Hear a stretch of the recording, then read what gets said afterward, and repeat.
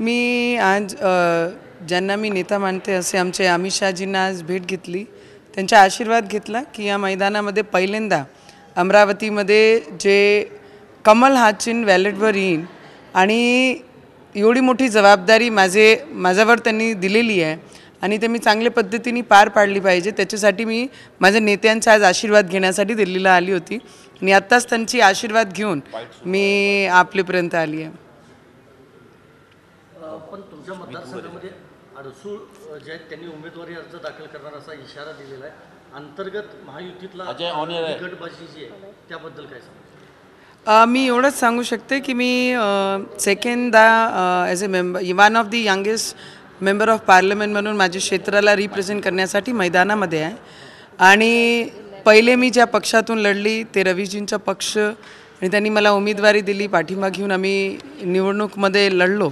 अमृत नोनी ortho plus ये एक प्रूवन फॉर्मूला है. इसमें मौजूद नोनी फल के गुण और आयुर्वेदिक जड़ी बूटियां शरीर को जरूरी पोषक तत्व देने के साथ साथ हड्डियों और जोड़ों के घिसने, उनमें होने वाले सूजन और दर्द को रोकने में मदद करता है. दर्द मुक्त जीवन के लिए अमृत नोनी आर्थो प्लस. आणि एक मोठी लाट चे अगेन्स्टमध्ये मला माझे अमरावतीकरांनी त्याच वेळी निवडून दिलं आणि आज मी कमल चिन्ह घेऊन माझे मैदानात आहे.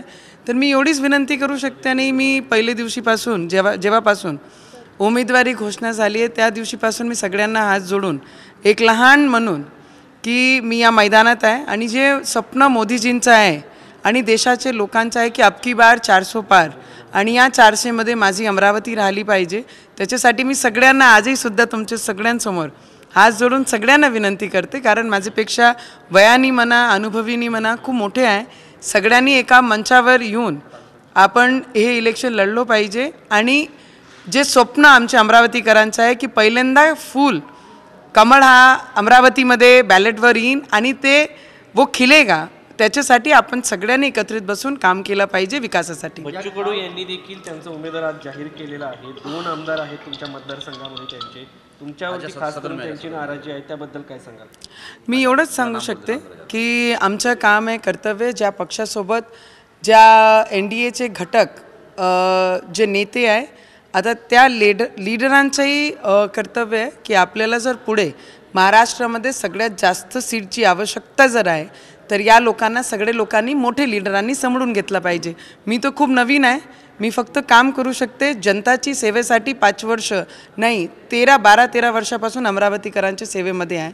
तर आहे जास्त जेवढेही मोठे लीडर आहे त्यांना त्यांच्या पार्टीचे लीडरांनी समजून घेतलं पाहिजे. थोडीच निर्णय प्रलंबित आहे मॅडम तुमच्या एका केसचा, त्याबद्दल मी एवढंच म्हणू शकते की कोर्टामध्ये जेवढेही केस असतात त्याच्याबद्दल मी पत्रकार परिषदेमध्ये बोलली पाहिजे हा माझ्यासाठी आणि as a member of parliament जेव्हा मी लॉ बनवतो की एखादा केस न्यायालयामध्ये जर पेंडिंग असेल त्याच्यावर कोणीही भाष्य नाही केलं पाहिजे. मी नाही, या देशामध्ये राहणारा कोणताही व्यक्तीने त्याच्यावर एकही शब्द बोलले नाही पाहिजे जोपर्यंत निर्णय येत नाही.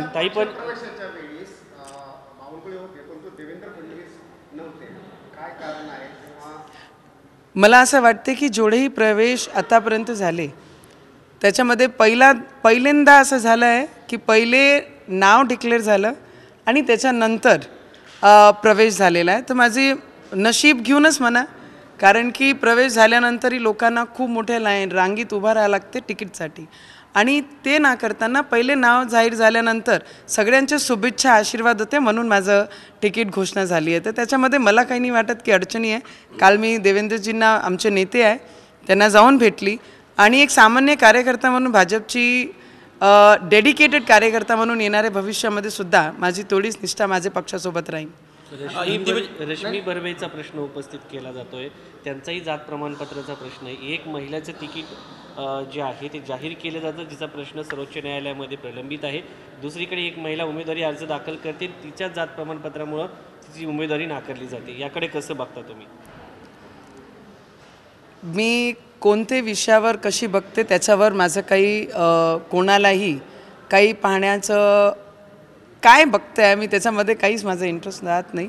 जेही निकाल येईन त्याच्यासोबत त्याला सगळ्या मलाही मान्य राहील आणि सगळ्याला मान्य राहील. त्याच्यानंतर मग पार्टी श्रेष्ठ सगळे मोठे लीडर्स आहेत ते निर्णय घेतील. रश्मी बर्वेबद्दल ज्या पद्धतीने जात प्रमाणपत्राबद्दल जे काही झालं, ज्या दिवशी मुदत संपली त्याच दिवशी अचानक त्यांचं जात प्रमाणपत्र रद्द करण्यात आलं, त्याबद्दल एक महिला म्हणून तुमची काय प्रतिक्रिया आहे? महिला म्हणून मी एवढंच सांगू शकते की खूप डेडिकेटेड आणि खूप संघर्ष महिलांचे वाटेत जन्माला आल्यापासून राहतात आणि आम्ही संघर्ष करण्यामध्ये कधीही मागे हटत नाही आणि संघर्ष केलंही पाहिजे. मी 12-13 वर्ष संघर्ष करता करता पहिलं माझा पूर्ण 5 वर्ष मी संघर्ष केला. असंच तेव्हाही परिस्थिती निर्माण होती की फॉर्म भरूनही द्यायचं, उभं राहू द्यायचं नाही, पण मी संघर्ष केला आणि संघर्ष हा महिलांच्या वाटीत शेवटच्या श्वासापर्यंत राहते आणि आम्ही संघर्ष करणारे महिला. अशा पद्धतीचं महिलांशी राजकारण होणं चुकीचं वाटतं? मला वाटते जे खरं आहे ते वाईट आहे. त्यांच्यासोबत राजकारणामध्ये आल्यानंतर आपण जर महिला म्हणून आड घेतली ते म्हणते मग हे लोकांसाठी बरं नाही आहे. महिला म्हणून आम्ही आमचे मागे बरीचशी पुरुष मंडळी राहते म्हणून आम्ही या क्षेत्रामध्ये एवढे ताकदीने उभे राहतो, त्याच्यामध्ये कोणताही डाऊट नाही. आणि मी काम करणारी जेव्हा आम्ही काम करतो तर महिला पुरुष म्हणून आम्ही कधीही आमची बाजू ठेवत नाही. आम्ही ॲज ए वर्कर काय काम करतो त्याला पुढे ठेवून आम्ही मतदानाला समोर जातो. एक प्रश्न आहे, केजरीवाल यांना अटक झाली, अटक झाल्यानंतर विरोधक सगळे एकत्र येऊन आंदोलनं करतायत. रविवारी दिल्लीत रामलीला मैदानावर एक मोठी रॅली ठेवली आहे. त्या रॅलीमध्ये शरद पवार, उद्धव ठाकरे हे सहभागी होणार असल्याचं सांगितलं जातं आहे. त्यावर तुमची प्रतिक्रिया? उद्धव ठाकरेजींच्याबद्दल मी एवढंच सांगू शकते की त्यांच्याबद्दल जास्त चर्चा करणं म्हणजे चॅनलचाही टाईम वेस्ट आणि माझंही लोकांची जी सेवा करण्यासाठी माझी वेळ आहे ती वेळ जाईन. कारण जो आपल्या परिवाराला सांभाळू शकले नाही, 50-55 वर्षात ज्यांचे वडिलांनी पूर्ण महाराष्ट्राला घेऊन चालण्याचं काम केलं, विचारधारा आमच्यासारखे यंग पिढीमध्ये जिवंत ठेवली, ते सांभाळू शकले नाही, तर दुसऱ्यांचे ज्यांनी चिटिंग केली आहे त्यांना जाऊन सपोर्ट करण्यात काही अर्थ नाही आहे. जे स्वतःला सपोर्ट करू शकल्या नाही, आपल्या लोकांना सपोर्ट करू शकल्या नाही, तर दुसऱ्यांचे बाजू जाऊन हे दाखवण्याची काही कारणच नाही आणि कोणालाही वाटत नाही कोणतं चांगला स्ट्रॉंग व्यक्ती त्यांच्या बाजूने उभा आहे. ताई, 2024ची तुम्हाला उमेदवारी जाहीर झाली आहे, उमेदवार आहात, काय नक्की आव्हानं तुम्हाला वाटतात तुमच्यासमोर? मला असं वाटते की बरेचसे लोक म्हणतात की आमचा प्रचार सुरू झाला, तिकीट घोषणा झाल्यानंतर आम्ही प्रचाराला लागलो, पण मी कधी थांबलीच नाही. मी 2014मध्ये माझा पराभूत झाला, तरीही मी लोकांमध्ये कंटिन्यू कामात होती. लोकांना जिथे जिथे गरज पडली तिथे तिथे त्यांच्यासोबत उभी राहिली, त्यांच्या हाकेमध्ये, त्यांच्या गरजामध्ये त्यांच्यासोबत उभी राहून त्यांना मदत करण्याचा प्रयत्न केला. खासदार झाल्यानंतर AC मध्ये बसून मी कधी आराम नाही केला. दिवस रात्र माझे आदिवासी क्षेत्रामध्ये फिरून त्यांची मुलगी म्हणून, जे मी सगळ्यांना सांगते की मेलघाटची आदिवासींची मुलगी म्हणून, अमरावतीची सून म्हणून जेही माझं कर्तव्य होतं आणि खासदार म्हणून जे विकास करायचा होता ते प्रत्येक गोष्टी मी पाठपुरावा केला आणि 16-16, 17-17 तास खासदार झाल्यानंतर मी काम केलं. तर मला नाही वाटत आहे की मला खूप काही बोलायची आणि करायची गरज पडणार आहे. ताई, तुम्ही पुन्हा एकदा निवडून आल्या तर काय टार्गेट ठेवले, जनसेवेसाठी कोणकोणते मुद्दे तुम्ही सोडाल, असं तुम्ही जे काही टार्गेट ठेवले ते कसे पूर्ण होतील? मी एवढंच सांगू शकते की 5 वर्ष जेव्हा मी एक इंडिपेंडंट स्वाभिमानची एक खासदार म्हणून काम करत होती, तेव्हा एक इंडिपेंडंटला केंद्राकडनं किती काही अपेक्षा होत्या, त्याच्यापेक्षा खूप काही जास्त विकास हा आमचे देशाचे प्रधानमंत्रीजींनी सेंटरच्या माध्यमातून माझ्या जिल्ह्याला भेटलेला आहे. आणि त्याचबरोबरीने आज पुण्याच्या ज्या पद्धतीने नाव पूर्ण महाराष्ट्राच्या बाहेरही सुद्धा आहे. अमरावती सांगताना आम्हाला खूप संघर्ष होते की अमरावती नागपूरच्या बाजूनी 2 तास गेल्यानंतर या सगळी गोष्टी आपल्याला, तर त्या पद्धतीचं नाव कमवण्याचा प्रयत्न मी करणारी येणाऱ्या भविष्यामध्ये. मोठे प्रोजेक्ट असो, युवकांसाठी, युवकांच्या भविष्यासाठी जेही गोष्टी लागत असन आणि क्षेत्राला मोठा नाव करण्यासाठी जेही गोष्टी मला केंद्राकडनं खेचून न्यावे लागले, त्याच्यासाठी मी तयार आहे आणि येणाऱ्या भविष्यामध्ये त्याच्यासाठी. तुमच्या महायुतीमध्ये राज ठाकरे नाही, पण तुमच्या पोस्टरवरती राज ठाकरे आहे. हो, ही बातमी मलाही तुमचे माध्यमातून कळली आणि आमच्या क्षेत्रामध्ये जेवढेही मनसेचेही कार्यकर्ते आहेत त्यांची इच्छा आहे की राजसाहेबांनी या महायुतीमध्ये आले पाहिजे. या कारणाने जी विचारधारा त्यांची आहे तीच विचारधारा भाजपची आणि शिंदे साहेबांची आहे. तर सगळे मिळून जर आपण लढलो तर महाराष्ट्रातला एक वेगळे लेवलवर नेण्याचे आपण प्रयत्न करू शकतो. तर म्हणून ती गोष्टी घडली आहे आणि आम्हाला सुद्धा वाट पाहायला लागत आहे की राजसाहेबांचा फोटो त्या बॅनरवर आला पाहिजे. बच्चू कडू तुमच्या महायुतीत आहे पण त्यांचा फोटो नाही. आता जर आपण पाहिलं तर त्यांचा सुद्धा फोटो आहे.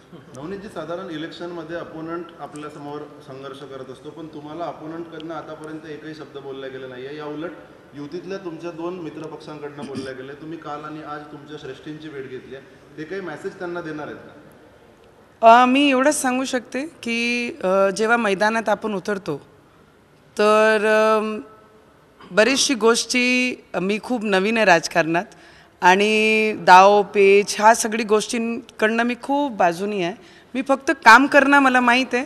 माझे भाषणही जर ऐकले 5 वर्षात 10 वर्षात जेवढेही मी काम केले त्याच्यामध्ये मी ऑपोजिशनमध्ये कोण आहे त्याच्यावर जास्त ना बोलताना मी लोकांसाठी काय करेन, कसं केलं आणि काय करणार आहे त्याच्यावर माझा जास्त भार असते.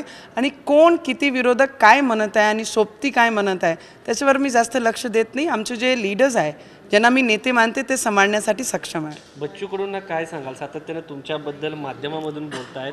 बच्चू कडूंना तुम्ही काय आव्हान कराल? त्यांच्या पक्षाकडनं शिवसेनेतलाच एक उमेदवार म्हणजे उद्धव ठाकरेंच्या शिवसेनेतले एक उमेदवार सोबत घेतलेला आहे आणि त्याची उमेदवारी जवळपास निश्चित मानली जाते. बच्चू कडूंना तुम्ही काय आव्हान कराल? कारण सातत्यानं तुमच्या विरोधात बोलतायत, महायुतीतले आहेत, त्यांना माध्यमांच्या माध्यमातून तुम्ही मी बस एवढंच म्हणन की मी सगळ्यांना विनंती करत आहे, सगळे लीडर्स माझ्यापेक्षा मोठे आहे, अनुभवी आहे, कि अमरावतीचे विकासासाठी आपण सगळे एकत्रित यावं. हिंदी में जानना चाहेंगे, आपने आज अमित शाह से मुलाकात की, क्या बात हुई और किस तरह से आगे बढ़ेंगे? बस अमित शाह जी हमारे नेता हैं जिनको मैं नेता मान के मेरे भविष्य की एक नई इनिंग के लिए शुरुआत की है, तो उनके लिए आज मैं आशीर्वाद लेने गई थी और मेरे क्षेत्र की तरफ से, मेरे अमरावती की तरफ से ये विश्वास दिलाया है कि अब की बार 400 पार में मोदी जी का जो सपना है उसमें अमरावती ज़रूर एक सीट होगी.